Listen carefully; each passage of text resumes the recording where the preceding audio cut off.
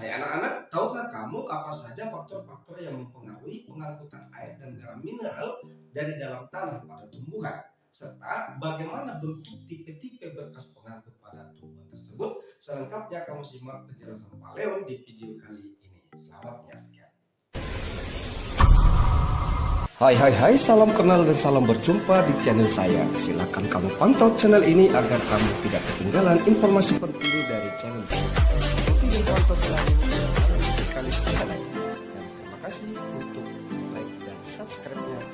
Berdasarkan pengamatan dengan menggunakan mikroskop, bahwasanya tipe-tipe berkas pembunuh atau pengangkut pada tumbuhan tingkat tinggi, dia itu dibagi nanti menjadi 3. Yang pertama ada tipe kolateral, kedua ada tipe konsentris, berikut ada tipe radial. Bagaimana bentuk ketiga berkas pengangkut tersebut? Ya, didengarkan kembali penjelasan Bapak. Bahwasanya berdasarkan letak silem dan floem, berkas pengangkut nanti dibagi 3 ya. Yang pertama tipe kolateral, yaitu silem dan floem terletak berdampingan, di mana floem berada di bagian luar silem. Nanti tipe kolateral dibedakan menjadi 3. Yang pertama kolateral terbuka, kolateral tertutup, dan bikolateral. Untuk kolateral terbuka, yakni jika antara floem dan silem terdapat kambium. Nah, contohnya pada tumbuhan dikotil maupun gimnospermae.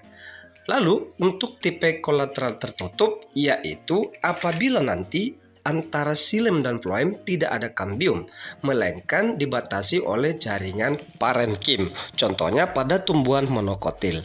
Nah, nantinya apabila nanti ada di antara terdapat floem luar, floem dalam, kambium luar, dan kambium dalam dengan urutan posisi dari luar ke arah dalam, yaitu floem luar, kambium luar, silem, kambium dalam, dan floem dalam, maka disebut sebagai bikolateral. Tipe berkas pengangkut kedua, konsentris, yakni jika silem dikelilingi floem atau justru sebaliknya. Jenis konsentris ada 2, tipe konsentris amfikribal apabila silem berada di tengah dan dikelilingi oleh floem. Ya, jenis tumbuhannya nanti berupa tumbuhan paku. Kemudian tipe konsentris amfifasal, yakni apabila floem berada di tengah dan dikelilingi oleh silem. Lihat di gambarnya, contohnya nanti pada Rhizome acorus calamus.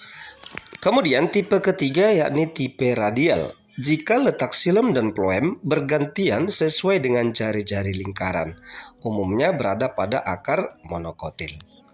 Selengkapnya perhatikan gambar berikut untuk susunan silem dan floem pada tipe radial.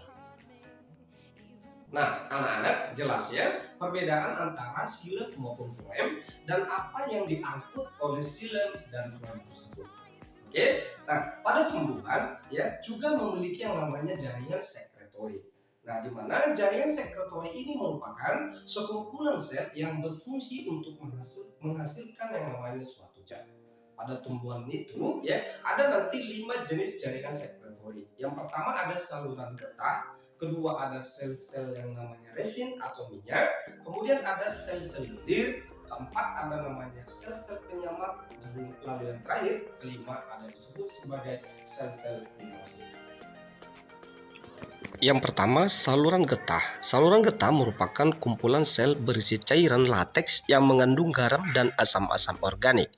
Warna lateks bervariasi, ada yang putih seperti susu, misalkan pada tumbuhan Euphorbia, Lactuca, dan Asclepias. Kemudian warna kuning kecoklatan, misalnya cannabis, kuning orange misalnya pada Chelidonium species, dan ada yang tidak berwarna, misalnya pada Phorus. Pada tumbuhan tertentu, lateks mengandung gula, misalkan pada tumbuhan kompasit, ada mengandung tanin, misalnya pada tumbuhan Musa paradisiaca, alkaloid, misalkan pada Papaver somniferus, serta mengandung enzim proolitik atau papain, misalkan Carica papaya. Kedua, sel-sel resin dan minyak merupakan sel-sel yang mengandung resin, damar, serta minyak eteris, contohnya tumbuhan conifer, pinus, dan eucalyptus. Ketiga, sel-sel lendir merupakan sel hidup. Inti sel berbentuk seperti benang dan memiliki lendir yang dihasilkan oleh dinding sel. Keempat, sel-sel penyamak berada dalam kelompok atau sel tunggal dan menghasilkan zat penyamak. Contohnya pada tumbuhan Arecacatecum, pinang, kemudian Eukarya, gambir, dan Terminalia, katepa ataupun katapang. Dan yang terakhir adalah sel-sel mirosin, merupakan sel-sel yang berbentuk seperti bulu-bulu dan berisi senyawa protein mirosin. Contohnya pada tumbuhan Raphanus ativus dan Brassica oleracea. Pengujian yang dilakukan dengan menggunakan reagen Milon akan mewujudkan warna merah. Setelah kita memahami ya apa saja alat-alat atau jaringan pengangkut pada tumbuhan, ya sekarang kita bahas seperti apa metode atau mekanisme pengangkutan air dan mineral yang dilakukan oleh berkas pengangkut tersebut. Nah, bahwasanya pada tumbuhan ya atau alat transportasi pada tumbuhan nanti itu berlangsung dengan dua cara. Ya, yang pertama ada disebut sebagai pengangkutan intravaskular, yang artinya pengangkutan air maupun mineral itu berlangsung melibatkan berkas pengangkut, yaitu berupa silem maupun floem. Lalu yang kedua ada nanti yang disebut sebagai pengangkutan ekstravaskular, yang artinya pengangkutan air dan garam mineral itu di luar berkas pengangkut.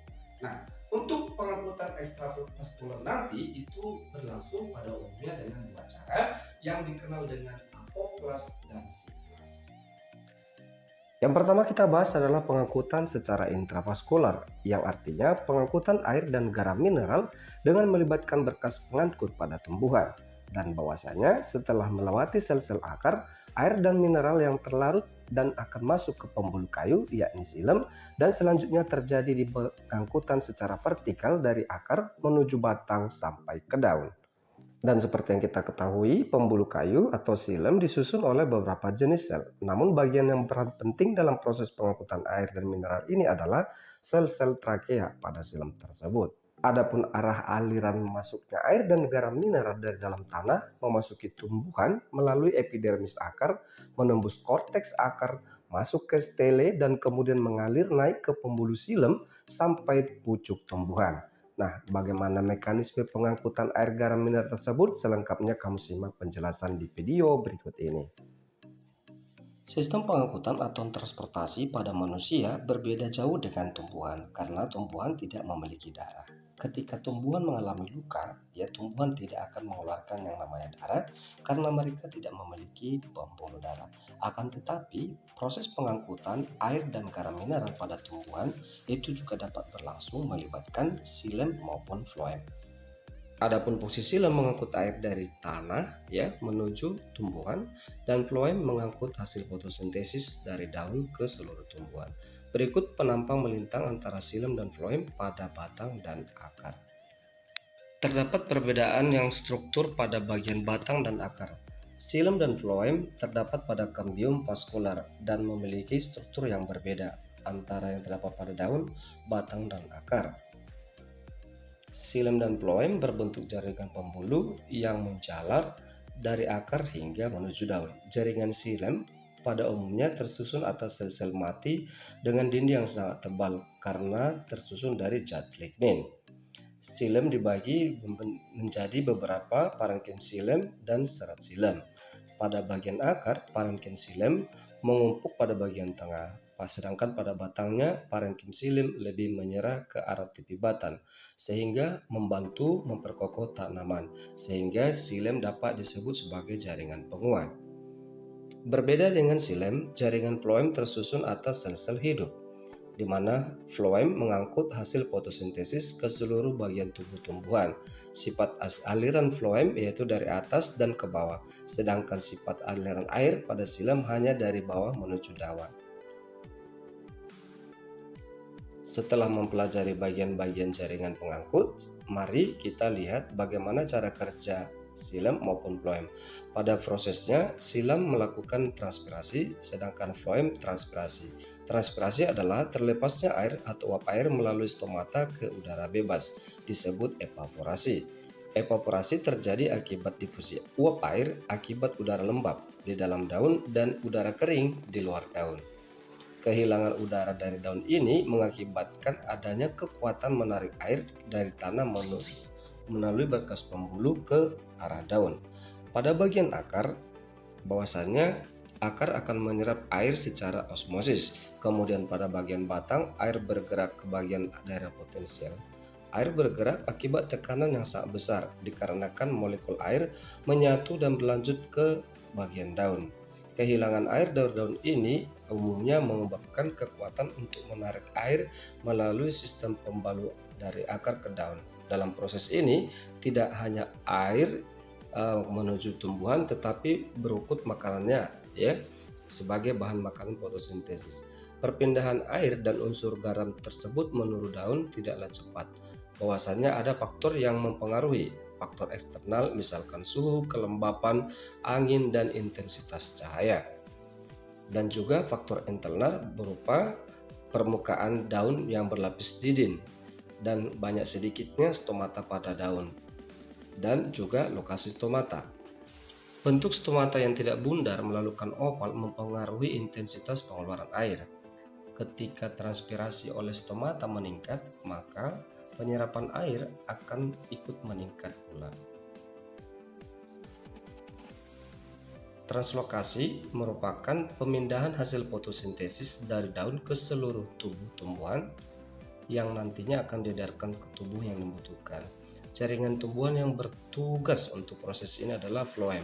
Jaringan floem mengangkut hasil fotosintesis berupa gula dalam bentuk sukrosa dan asam amino menuju seluruh bagian tubuh tumbuhan. Dalam prosesnya, daerah hasil sumber fotosintesis disebut dengan source dan daerah tempat diedarkan disebut sink. Translokasi gula sukrosa diatur oleh organ-organ pada jarak jauh dan bergantung pada tempat perkembangan tanaman. Proses yang umum disebut dengan aliran tekanan. Konsentrasi gula yang tinggi di daun atau akibat konsentrasi tinggi serta konsentrasi yang rendah. Sebagai contoh, perkembangan buah dan biji memerlukan energi yang tinggi. Proses perkembangan itu akan menarik banyak gula dan substansi lain yang dibutuhkan dari daun. Jika kita simpulkan lintasan pengangkutan secara intravaskular, bahwasanya air masuk melalui rambut akar menuju epidermis, lalu ke korteks, ke endodermis, menuju silem akar, silem batang, silem daun, dan terakhir menuju parenkim mesofil daun. Yang kedua, pengangkutan secara ekstravaskular. Artinya, pengangkutan air garam mineral berlangsung di luar berkas pengangkut atau tanpa melibatkan silem. Nanti caranya ada dua, pada umumnya berupa apoplas. Apoplas artinya pengangkutan air garam mineral berlangsung melalui sel-sel mati pada tumbuhan, misalkan melibatkan ruang antar sel ataupun melalui dinding sel. Kedua, ada pengangkutan secara simplas, artinya pengangkutan air garam mineral melalui sel-sel hidup, misalkan plasmodesmata ataupun dari vakuola secara langsung. Adapun arah pengangkutan air dan garam mineral melalui rambut akar menuju epidermis hingga ke korteks lalu endodermis dan tiba di bagian silem yang nantinya akan diedarkan ke seluruh tubuh tumbuhan. Perhatikan pengangkutan air pada gambar berikut. Secara apoplas itu melalui sel mati, melalui dinding sel tadi, simplas melalui sel-sel hidup. Nah, itu misalkan melalui sitoplasma langsung ataupun plasmodesmata. Nah, lihat di sini alirannya. Jalur apoplas warna kuning dia lurus melalui dinding sel, itu sel mati. Sedangkan untuk jalur simplas warna biru itu tembus melalui sitoplasma ataupun plasmodesmata. Nah, jelas di sini ya. Berarti di situ nanti aliran air berlangsung secara apoplas maupun secara simplas. Selanjutnya, faktor-faktor yang memengaruhi pengangkutan air dan garam mineral dibagi menjadi 4. Yang pertama, daya hisap daun akibat tarikan transpirasi. Timbulnya gaya tarikan terhadap air terdapat di bawah sel-sel daun dan selalu ditarik terus-menerus seiring penguapan yang terjadi dan mengisi kolom air pada silem, sehingga air yang menguap pada daun telah tergantikan oleh air yang berada di bawah sel-sel tersebut. Faktor kedua yaitu akibat kapilaritas batang. Kapilaritas adalah peristiwa naik turunnya air dari pembuluh-pembuluh sempit, di mana daya kapilaritas tersebut disebabkan oleh adanya gaya kohesi dan adesi antara molekul air dengan air dan dinding pembuluh silem. Faktor ketiga, tekanan akar. Akar tumbuhan dapat menyerap air dan garam mineral setiap waktu dan dipengaruhi oleh tekanan air, di mana tekanan akan membantu dalam proses pengangkutan serta dapat mengalami gutasi, yaitu keluarnya air berlebih pada malam hari lewat katup pelepasan atau hidatoda pada daun. Faktor keempat, pengaruh sel-sel yang hidup. Perjalanan air menuju tubuh tumbuhan dipengaruhi karena adanya sel-sel hidup di dalamnya, misalnya terdapat parenkim dan jari-jari empulur di sekitar silem, sehingga sel-sel hidup yang menyusun tubuh tumbuhan yang memerlukan air, di dalam selnya akan selalu kekurangan air dan menyerap air dari sekitarnya.